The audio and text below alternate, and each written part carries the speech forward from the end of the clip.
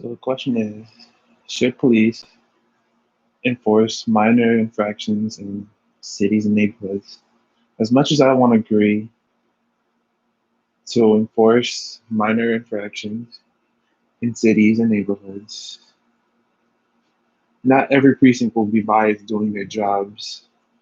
And depending on most states, not every precinct has listened to the rules, and there are loopholes in most of their departments when it comes to punishing regarding their officers.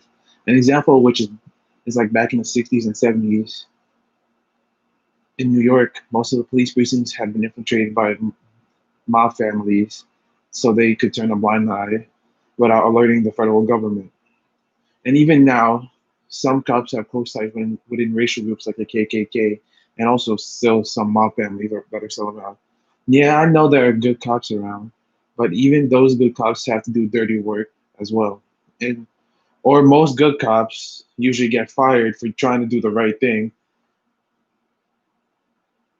Trying to do the right thing. I saw on most social media how cops want to show their support, trying to help their community, but they can't from with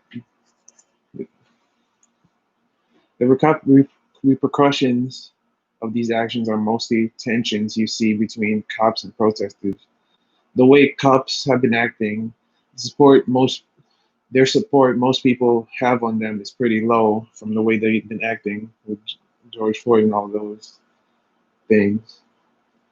From what I've seen from my peers in this class, if we have to have more, if we were to have more patrols enforcing these said infractions, it has to be from areas they are from. For like example, if you're from Jersey City, you have to be from Jersey City. So at least we know who's protecting us from these infractions. So at least instead of taking your gun out on the suspect and hoping the best that you did the right thing, like how they did with him.